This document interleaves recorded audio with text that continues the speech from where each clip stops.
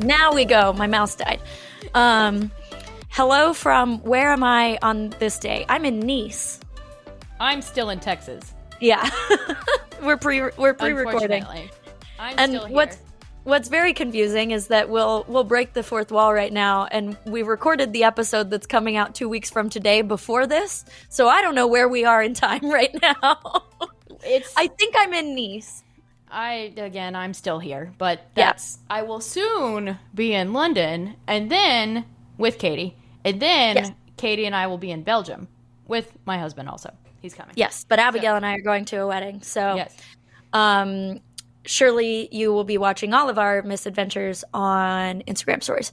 We'll post some on the 50% story, I imagine, but you know how to find us individually if you want the real shenanigans. This is the real shenanigans. If you ask really nicely, maybe I'll even put you on my close friends. That's where the real shenanigans are. Yeah, we are entertaining. We'll give us that. It's true. But it's true. This is also where I can ask if you have any bookstore recommendations in London or Brussels. Send them to us. We would love to go to one. Yes, I would love that. Or just general recommendations. We are not in either place for an incredibly long time, but if you have, importantly, food and beverage recommendations, which you know is the number one thing we care about anytime we go anywhere. I have also nominated the Churchill War Rooms. Nobody else is as enthusiastic about it as I am. That is fine. Abigail gets one boring on every trip we go on. I liked the Katrina Museum. It wasn't boring. No, it wasn't boring. I'm just that's the equivalent request that you made though for this. Well, Austin always says that I make him go to a depressing museum every time we travel. So like when we went to DC, I made him go to the Holocaust Museum. When we went to New York, I made him go to the 9/11 Museum. When we went to New Orleans, I made him go to the Katrina Museum. When I went to France, which was for a work trip. So I didn't plan it, but we did a lot of World War II stuff. And we went to Omaha Beach and stuff and the cemetery. And we all cried. And it was really nice. Yeah, I take back boring. Abigail gets one depressing. I get one depressing. So yeah. Although the Churchill War Room sound a little boring to me, but, you know, I'm sure I'll be proven wrong. The bunker is really small, too, so you don't have to be in there that long.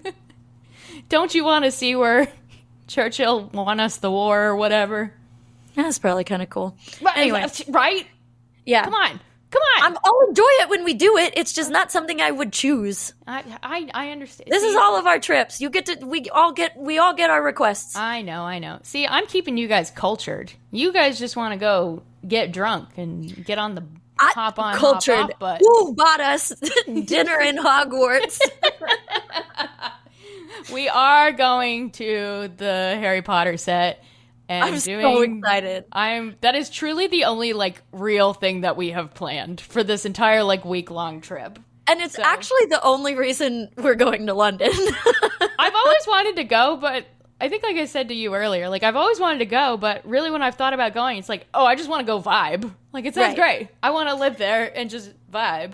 Yeah. Well, we had all these cities we could choose from. We were talking about Amsterdam, which sounded cool. We bounced around somewhere in Germany for a little while, but we were then I was like, but guys, if we go to London, you know what we could do? Harry Potter Museum.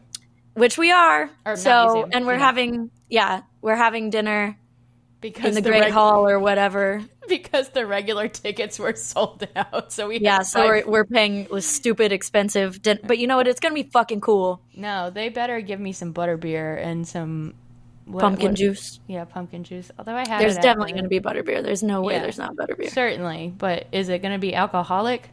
I don't know. Probably not. What's the point? Anyway, we're not here to talk about Harry Potter. We are here to talk about summer releases. Summer releases. Yes. Well, some of the I hesitated because some of these books came out in April, ahead of summer, but they're summery. So sure. So this is our usual roundup that we do, where Abigail and I throw back and forth reading blurbs, most of which we have not read before. So you generally get our live reaction. We will The two summer books I want to shout out that we will not be reading blurbs for because we've already talked about them at length, and we read blurbs for them in our like 2025 books we're looking forward to And episode. we will absolutely be doing episodes about them. So Exactly. Purchase your copies perhaps from our bookshop. Yes. And both of these come out in June, I believe. Right? Yes. Finders Keepers by friend of the pod, friend of our lives, Sarah Adler. And Sounds Like Love by my favorite girly, Ashley Poston. So, Ashley Poston's got to win me back, so I'm hoping this does it. So this one's got telepathy, so. Ooh.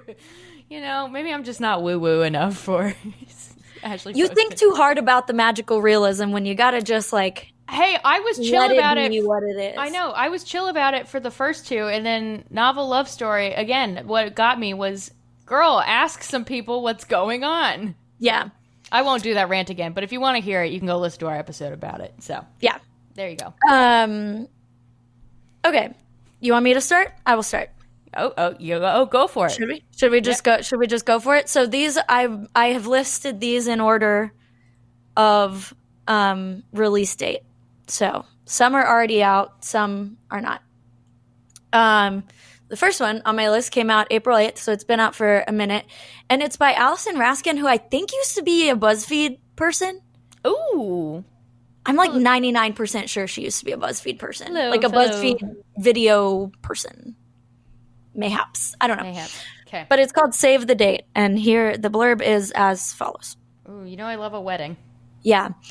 When couples therapist Emma Moskowitz is unceremoniously dumped by her fiance 6 months before their wedding, her world comes crashing down. Her thriving private practice, her status as a popular online creator, even her book deal all hinge on the fact that Emma is an expert when it comes to romantic relationships. Not to mention her heart is ripped in half. It isn't fair. She worked so hard to be ready for marriage. Oh, that's interesting. If only Emma could find a different groom by her planned wedding day, nothing would have to change. So commences Operation Save My Date. Oh my God. As Emma publicly shares her untraditional journey to the altar online, things get complicated quickly. She finds herself caught between Will, a charismatic podcast producer who is not interested in being a replacement groom, and Matt, a sweet recent divorcee eagerly looking to settle down. As the wedding day approaches, Emma must decide what future she truly wants for herself. After all, her family, her book editor, and a large portion of the internet are watching. Okay. This one might be a little too close to home. Maybe not for Katie. Yeah. But I'm intrigued by the premise. Yeah, this one's not explicitly summary, but I wanted to include it because it felt kind of spiritually appropriate. Yeah, wedding books are always summary. Almost always, I should say. Agreed. And Agreed. This sounds chaotic enough to where it's either really fun or it makes me really angry. So, who's to say? Yep. Maybe we'll find out. The next one we might have talked about in our 2025 releases episode, but I think is still worth rehashing here. Right. So this one If you want to take it. Yes, I will take it. This one is from a gal we do really like and have read her books, Bridget Morrissey. This is Anywhere You Go, which came out April 22nd. So again, already out. And here is the blurb. Tatum Ward and Eleanor Chapman lead totally opposite lives. Tatum has never left her Midwestern hometown. She resides in a quaint guest cottage on her parents' property while working part-time as a waitress, where she spends most shifts ignoring her feelings for a beautiful regular named June. Eleanor dedicates every waking hour to her high-profile press career, sacrificing personal relationships for professional success, save for the occasional hookup to fight off her loneliness. Ouch. We've definitely read this blurb before. But I do not remember it, so it doesn't matter. When both women's lives unexpectedly blow up at the exact same time, they think they each need an escape, and fast. Oh, it's like the holiday, isn't it? Yes. In Tatum's hometown, Eleanor expects a quiet hideaway where she can recharge. Instead, she gets wrapped up in the family drama that Tatum left town to avoid, pulled in by Tatum's charismatic older sibling, Carson, who charms Eleanor at every turn. Tatum ends up in Eleanor's New York high-rise apartment with June. Okay. 1 week together in the big city might make it impossible for Tatum to avoid not just her true feelings for June, but her real dreams for her life. Amid a friendship with a reclusive Hollywood actress and a complicated family reunion, Tatum and Eleanor each discover much more than they bargained for far away from home. Their house swap won't last forever, but it might just be long enough for both women to surrender their defenses and finally fight for the life and love they deserve. Yeah, so we did read this before, but it does feel summery simply because house swap. It's the summer version of the holiday. I forget. Does Cameron Diaz fall in love with her brother in The Holiday? Not Cameron Diaz's brother. You know what I'm saying. Yes. The other person's.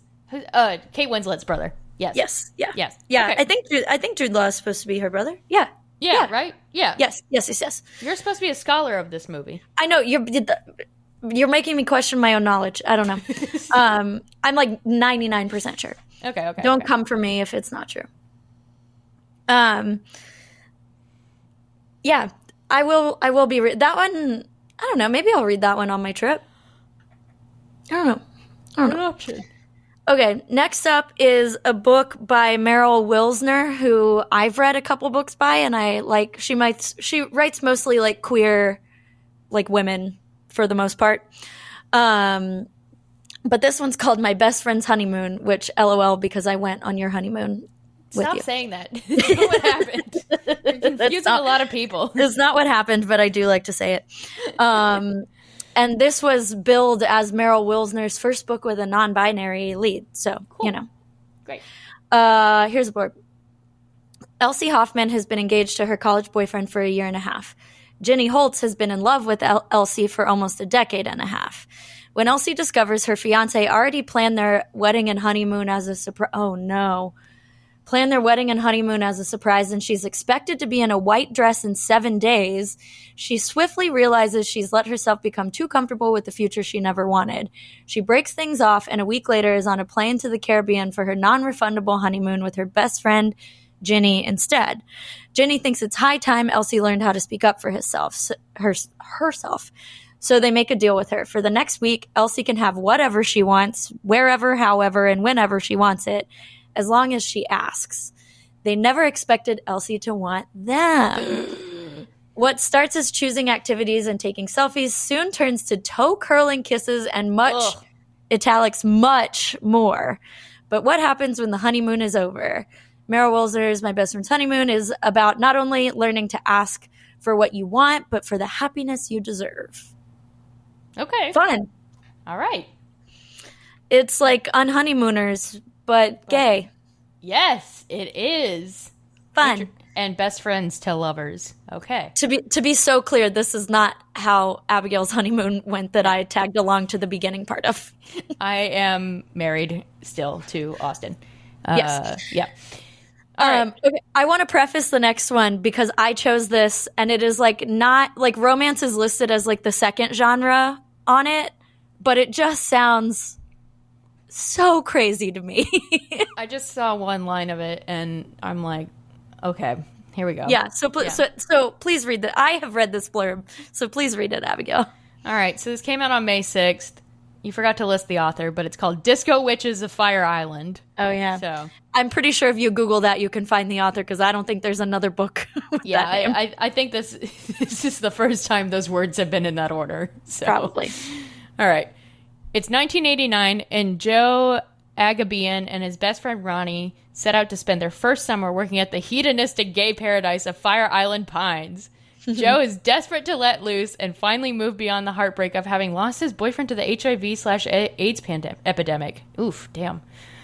The two friends are quickly taken in by a pair of quirky older house cleaners, but something seems off, and Joe starts to suspect the two older men of being up to something otherworldly. In truth, Howie and Lenny are members of a secret disco witch coven tasked with protecting the island and young men like Joe from the relentless tragedies ravaging their community. The only problem is, having lost too many of their fellow witches to the epidemic, the coven's protective powers have been seriously damaged. Okay. This is so my shit. Unaware of all the mystical shenanigans going on. Ooh, shenanigans reference.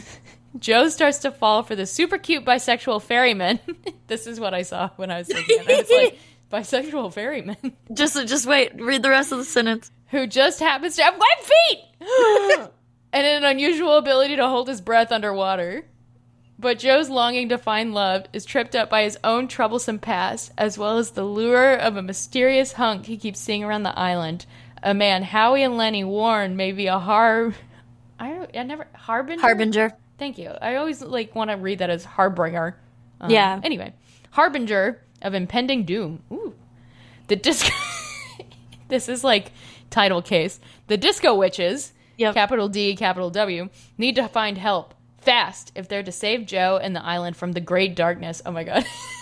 But how? Fans of spicy queer romances with a dash of fantasy will fall in love with this stunning novel of community, love, sex, magic, and hope in desperate times. I am so sad for this book. And I mean this as a compliment, not derogatory at all. It does feel like they spun a wheel and threw some darts at it and said, disco, witches, ferryman, bisexual, mermaid, and said, publish. This has potential to either be the best book of the summer or whatever the opposite of that is. The summer Angelica Frankenstein. Yeah. But I will say I have this on NetGalley, which is how I found it, and the reviews are positive. So ooh, okay. So there you go. All right. This might be one I read on my trip too. This feels fitting, I think. Yeah. Disco witches. Okay, next up I got my heavy hitter, and I'm very excited about this one because we're finally getting Charlie's story from Carly Fortune's first book, Every Summer After. Yes. So this is One Golden Summer by Carly Fortune, which also came out on May 6th and is sitting right next to me. Good things happen at the lake. That's what Alice's grandmother says, and it's true. Alice spent just one summer there at a cottage with Nan when she was 17. It's where she took that photo, the one of 3 grinning teenagers in a yellow speedboat, the image that changed her life.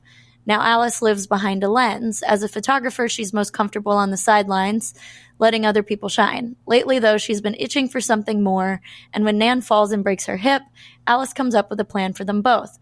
Another summer in that magical place, Barry's Bay. But as soon as they settle in, their peace is disrupted by the roar of a familiar yellow boat and the man driving it.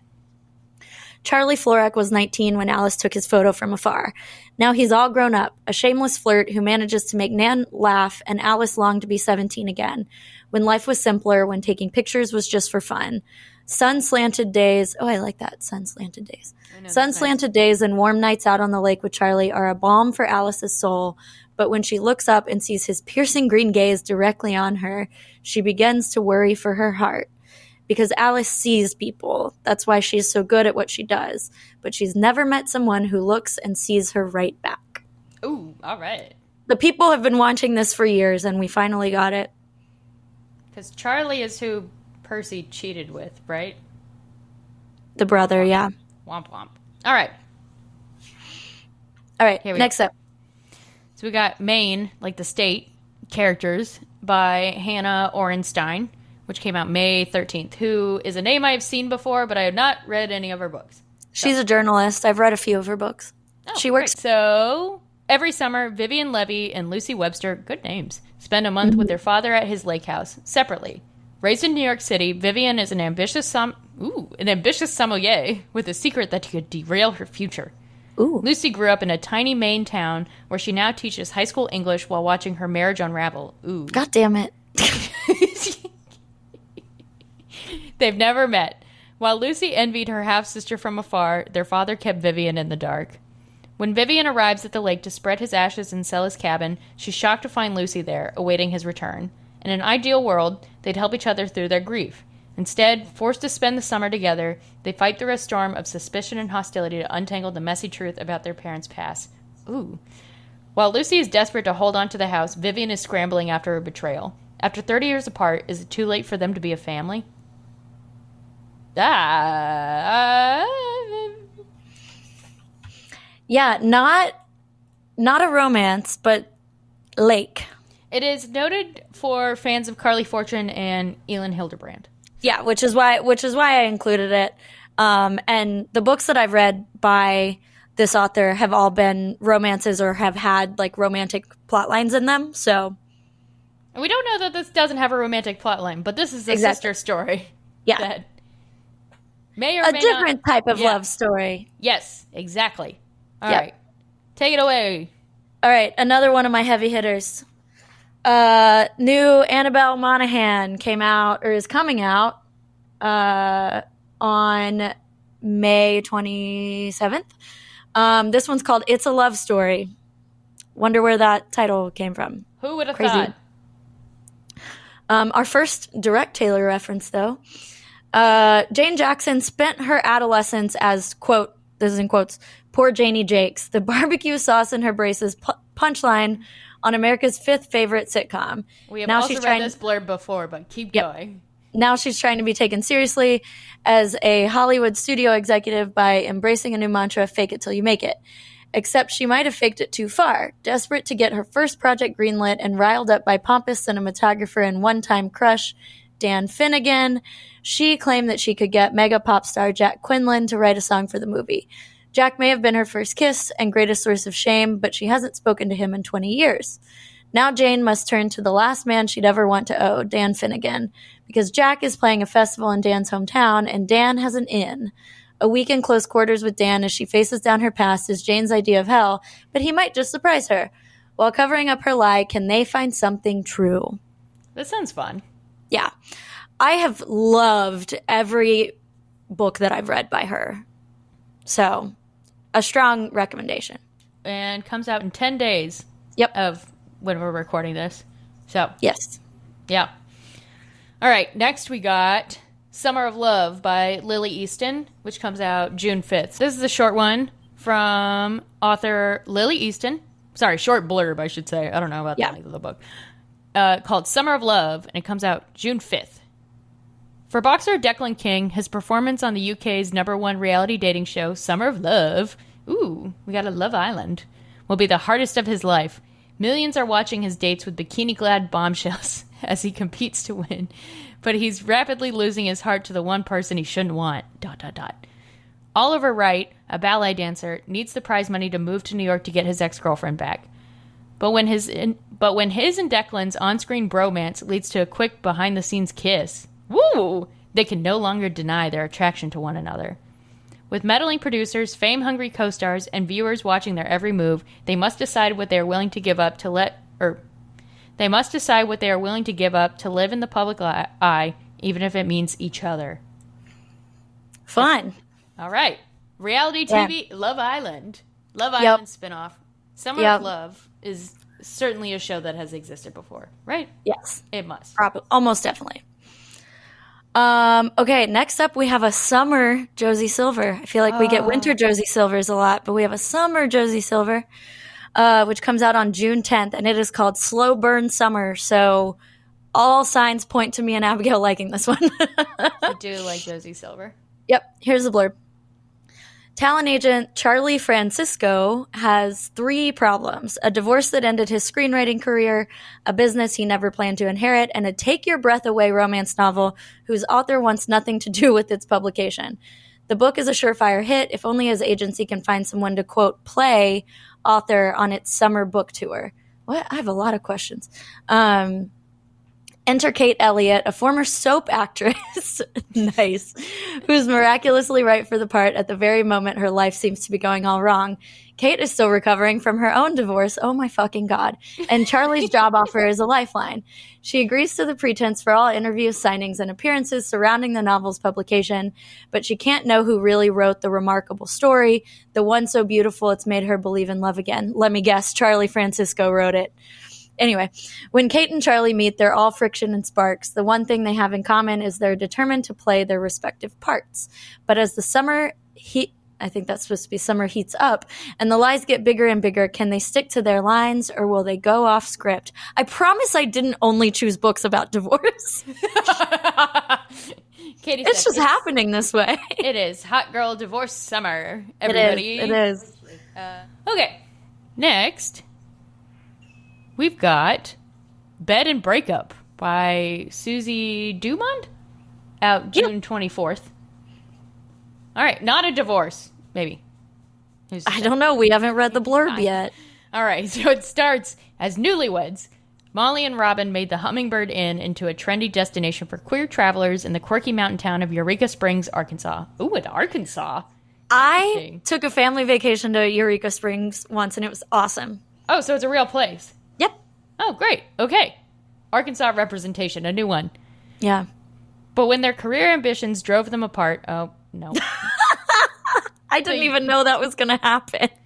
The young couple separated, handed over the property's upkeep to a management firm, and never looked back.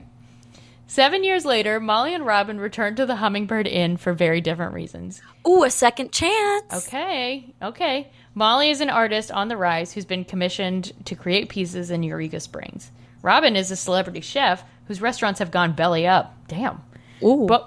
Both feel entitled to their shared property, furious that the other refuses to leave, and each resorts to a series of escalating pranks in the hopes of scaring the other off. Oh my god! Shenanigans. Yeah, certainly shenanigans. This is like War of the Roses. Yeah. When neither woman budges, they resolve to renovate the bed and breakfast together, sell it, and at last go their separate ways. But their work to restore the inn's vintage charm reignites memories and chemistry that make it hard to say goodbye. Fun. Oof. I don't know. This might stress me out. No, they're going to end up together. That's the point. I know, but I don't like pranks. They're mean. I agree with you. So I was just reacting to the first line of this next one that I'm going to read. I just saw it. So this one is called Sunny Side Up by Katie Serino. June 24th. Yeah. Sunny Green is 35, recently divorced. Facing the looming prospect of going solo to her little brother's wedding, and is currently trying to find anything plus size in the Bergdorf Goodman swimsuit department that doesn't make her want to cry. It's not going well, but isn't rock bottom the perfect place to start a climb? She decides it's now or never. Sunny has her PR empire, her gorgeous Chelsea apartment, her 2 dogs, and her loyal best friends. Maybe it's time to just love her body and accept herself for who she is. With a new commitment to confidence, her journey begins. Who says a plus-size divorcee can't put herself first, feel beautiful, and date up a storm? Of course, things are never straightforward in the dating world. Is fate knocking at her door with Dennis, the charming and down-to-earth mailman? Or should she be with Ted, the business tycoon who seems ready to make her size-inclusive swimsuit brand a reality? And what should she do about her ex, who shows up unexpectedly, eager to reconnect? Yee. Okay. This is kind of fun. God, 9 out of 10 of these, I don't even know if there's exactly 10, but these are all about divorced people. The lead character, Sunny Green, is marketed here as a Carrie Bradshaw for the next generation. Yeah. We'll see. We'll see. All right, last one we got. We've got Heartstrings by Ivy Fairbanks, out late summer, August 12th. Cielo Lo Valdez doesn't believe in second chances. Surviving cancer taught her life is too short to spend time on someone who wronged you. Oof. But Aidan O'Toole is determined to show her life is best spent together. When the tough-as-nails Texan, moved to Galway for medical school. That's why I chose this one. Nice. She wasn't looking for love. Aidan, a gorgeous tattooed mandolin-playing lawyer, slipped past her defenses. This is Mad Libs today. I know, it really is. They each fell hard and fast. But when Aidan was given the opportunity of a lifetime to move to London and record an album on his mandolin... Sure, okay. He took it, breaking Lowe's heart. Yet more than 2 years and a successful album later, on his mandolin? Every song he writes on his mandolin... This is me interjecting. Stop editorializing. They're on his mandolin. Every song he writes is still about her, the one he let get away. And every time Lo hears his voice and his mandolin on the radio singing. Sorry. Get it together. And every time Lo hears his voice on the radio singing about love, it's an arrow straight to her soul. Now they're on a collision course as maid of honor and best man at a weekend-long Irish castle wedding. Ooh! Mm-hmm. Are some mistakes worth forgiving? Can Aidan convince Lo their song wasn't meant to end? Okay! The mandolin? A choice. A choice. It is called Heartstrings. So I should have known. Guitar, too mainstream. Mandolin. So I don't know. I'm gonna be real. There were not that many summer romances that I could find when I was making this list for us. Thus, me throwing in some grab bag ones. There are a lot of great summer books coming, just not as many summer romances as one might hope. But we're not including Great Big Beautiful Life, Abby Jimenez, which also to me are summer books. So yes, both books that take place in the summer. If you're reading this summer, feel free to go back and revisit our episodes about them. But yeah, I don't know. I need to go back and listen to our previous summer recommendations. Not that these aren't standing out to me, or I'm happy to see a Bridget Morrissey, and yeah, it just feels lighter than usual. But I'm looking forward to some of these. Certainly, I don't know if I'll read all of them, but there's some good options here. On that note, you fly out of our incredible country tomorrow. I do. What is the book that you're going to read on the plane? Well, I've been reading First Wives Club, which is a huge book, too big for me to pack in my tiny little bags. So I'm going to try to finish that before I leave. What am I going to read on the plane? I don't think I want to read a romance next. I've been thinking I might pick up like a thriller on the plane. Okay. I don't know what. But that's kind of what I'm jonesing for lately. So yeah, I don't know exactly, but something of that ilk. I like it. All right. I like a page turner on the plane. I think that's fair. You need something that goes fast, kind of like how the best plane movie is Crazy Rich Asians. Right. There you go. Which, by the way, as a book, not a page turner. I did not finish that book. It is fucking long. There's a lot of filler in all of his books. Like, they're good, but like it's a lot of filler. Love that movie, but the book, man, I'm gonna be so honest, it was boring. I also might not read on the plane tomorrow. I think the people know, but I get motion sick pretty easily. So I might watch something. I don't know. Well, you can. Last time I had a long flight, I watched. What did I watch? The Quentin Tarantino movie about World War II with Brad Pitt. Oh, yeah. Well, on my first flight, I will be either reading or watching something. On my second flight, if I'm doing this right, I will be sleeping the entire way. Everyone, cross your fingers that Katey will be zonked the fuck out. Yeah, I'm going to take like the biggest dose of melatonin that my body can handle. So the world has ever seen. Mm-hmm. Because I land in Barcelona at 7:15 in the morning, and I want to be able to just get off the plane and go. So, but as you're listening to this, I will already have done all of those things. So I will be in Nice, sitting on a fucking beach. I will be here in Texas still. I got my first sunburn of the season today. It's not. Yeah, so bad. I was gonna tell you look a little crispy. You can't even see. It's on my shoulders. Oh, you look a little pink in your face, though. Oh, maybe I haven't. Not like burned. You just look like you got some sun. Yeah, I definitely. Oh, you are sun. pink. I'm a little pink. It's okay. Speaking of pink, load up that rosé and come over here. Yep, I gotta help Katey finish packing. Yep. Okay. Bye. Bye.